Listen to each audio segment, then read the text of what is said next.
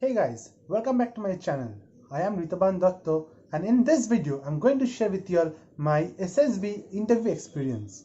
As you all know that I had gone for AFSB Varanasi during March 2021 for my Air Force Selection Board. In that AFSB, I'm going to share my interview experience, what questions were asked by the interviewing officer, and what they respond to each of the questions. So, if you like my channel, please subscribe to my channel and keep watching the video. So, as we all know that SSB interviews are one of the toughest and one of the longest interviews and one of the most intriguing interviews which take place in India. And everyone who attends any SSB looks forward to this 1.5 hours with the interviewing officer. A lot of preparation goes before you attend the SSB, and what could be the probable questions. The questions again depend on whether you are a fresher, whether you are a repeater, whether you are a screened out, whether you are your selected candidate. So there are a lot of factors behind which the questions are asked to you. So I had been a fresher for AFSB Varanasi, and in that the interviewing officer, before I met him, I had to sit in the waiting room for about 10 minutes. After that, I was called, and they had taken my folder beforehand. So one of the staff called me, and I handed over them my folders, which had all the original education documents and other co-curricular certificates. And then I had to wait outside the room for 10 minutes while the IO went through the folder. He went through all the documents, what were there with the various certificates, and after that I was called into his room. And the first thing he did was he made me feel really comfortable, and he made me sit on a chair which was at quite a bit distance, because as we know, I went during a time of corona, so we anyway had to maintain quite a distance between the officer and the candidate. The face mask was not required, however the face shield was compulsory for the interview. And the place where I sat, beside that there was a small table where a glass of water was kept, and the IO asked me that if you ever feel nervous, you feel uncomfortable, you're free to have a sip of water without taking permission. Then he went on directly to the questions. He first began with from where have I come from, how has been my journey, and how has been my stay, where did I stay at Varanasi. So I said I come from Kolkata. He asked me what are the 5 places, if someone visits Kolkata for the first time, which are the 5 places you are going to recommend to that person. Next, he asked me how I traveled to Varanasi, that is by train, and how has been my stay at Varanasi. I stayed at a hotel. So I told sir that I had stayed with 3 of the friends whom I met in the train, and we all stayed together in the hotel, and in the morning we all came together to the station, to the cantonment site for the meetup. Now, as we know that the interviewing officer has your PYQ, which we fill up on the first day, so he already has a broad idea of you, and like he already knows some of the basic parts about you, and through the interview he would like to understand more, like he would like to verify and cross-examine whatever you have mentioned in the PYQ is absolutely true or not. So it is very essential that whatever you mention in the PYQ is absolutely to the point, and you don't bluff the interviewing officer, because there are so many cross checks and rechecks that happen during the interview, that if you bluff at any point, you're definitely going to get caught in the later half of the interview. So the next thing that he asked me was about my parents, about about who stay in my family and with whom I stay at my home, and what do my parents do, what do my father do, what does my mother do, and then he asked about my education. We all know the comprehensive interview questions, which are a series of 7, 8, 9, 10 questions which the officer asks back to back, and then we have to answer them. We always have to keep in mind the questions asked, and we have to try to answer them in a synchronous manner. So he asked all the 4 or 5 CIQs basically, which is pertaining to your education.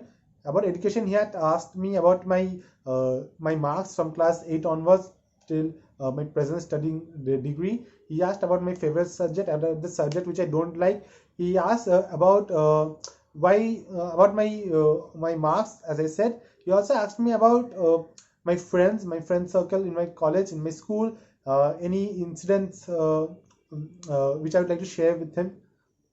Also, he also asked me about my He also specifically focused on my friends part. He asked me about friends, about the number of friends, about the name of friends. I mean, why do I prefer to have friendship with that friend? Why do I like that friend and not another friend? He also, as I was a class here, so he also asked about the responsibilities which I have taken up, the various, how have I contributed? How have I shown my leadership skills? Okay, so these are the questions which were asked, and whatever question was asked, he always asked for a real life example to justify that what I've said is true. Like for example, if I say that I'm a very determined person, so I also had to give an example that show an example where you behave this way. Like suppose you have said you're very courageous, so he has like show an example where you are courageous, where you saved someone, where you stood up for someone, where you spoke for someone. Then he also asked about my sports, about my hobbies, what I do during my free time. He asked me about my daily routine, how I spend the day, what do I do. Basically, why does he ask what is your daily routine? Because you would like to see that the hobby that you have mentioned, whether you are mentioning that in your daily routine. Suppose you say that something XYZ is a hobby, but you do not mention that in your daily routine. That means you're bluffing. So you have to keep all this in mind when you're answering. So before answering, always take 5-6 seconds to think what you are going to answer, and answer whatever you want to answer very logically. Then don't beat around the bush. My interview lasted for about 1.5 hours, and the interview went so fast that I don't even realize that 1.5 hours were gone in a jiffy. Now the interviewing officer will be keeping on constantly distracting you. He'll be looking up, he'll be looking this side, that side. So what is he basically trying to see, whether you're concentrated with the interview. So do not get distracted and start looking up, because he'll be keeping on looking at the top. But don't be distracted. Be focused on what you are here for. Also, be aware of what you're answering. Be aware. He also asked me about some general affairs, some current affairs. So you also have to be aware of what is going on around you. About 2-3 current affairs. He asked me about my Bengal elections, which were upcoming at that time. So he asked about my political preferences also. He also asked me about 2-3 bills which were passed in the parliament recently. He asked me about to name some fighter aircrafts and to name the ranks of the Indian Air Force, starting from the lowest, that is the flying officer, till the Air Chief Marshal. Also be aware about something. The interviewing officer will become so friendly with you that you're going to imagine him as that he's someone very close to you, like your close door neighbor, right?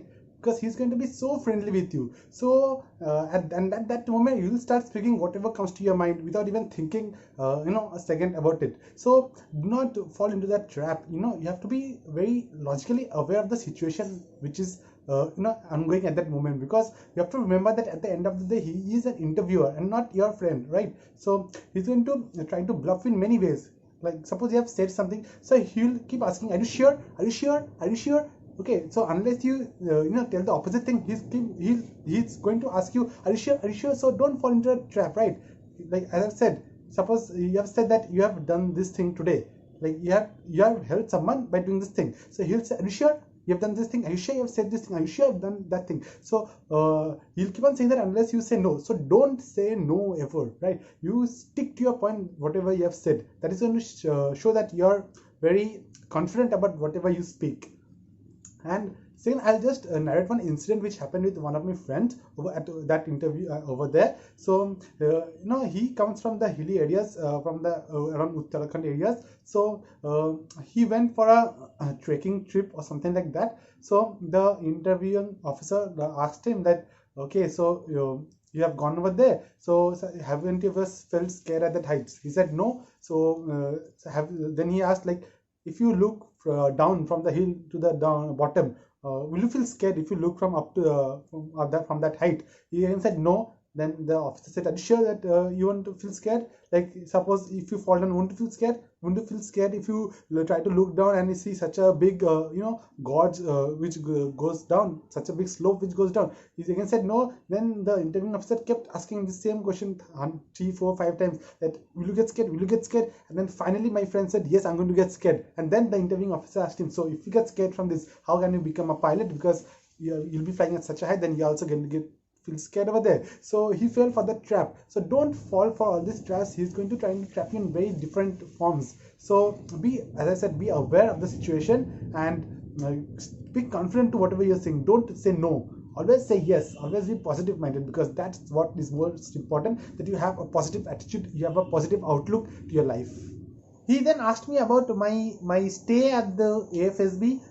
We all stayed in my squadron. I was in the part of the Chetak squadron, and there were 8 of us who were staying there. So I asked how was the time over there? How did we like which chest numbers were the most closest to me, and why did I like that chest number the most? And what was the bonding in your group, and whether you are very successful in solving the GTO tasks very well. So it is very important to have a good bonding with the 8 members who will be in your room, because the 5 days of memory will be a very everlasting one, right? Okay, and now coming back to the interview, he then asked me about what are my future plans. Like, suppose I did not make it to this FSB, I did not get recommended, so what will be my future plans? Would I like to again come for SSB? Do I have any backup plans? What are my ambitions? So all this needs to be clearly ready before you attend the interview.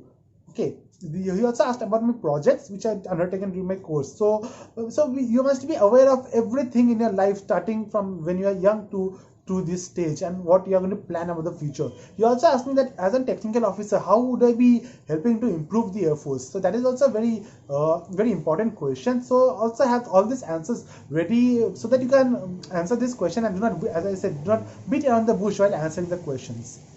So these are the things which I remember. So I hope I've been able to communicate to you all about the questions which were asked to me. And if I do remember anything, I will definitely mention it to all in another video. So if you have liked my video, please do subscribe to my channel. Also, I started a cooking channel, and if you are interested in cooking by any chance, I have mentioned the link in the description box. So please do visit it and support me even there. Thank you guys so much.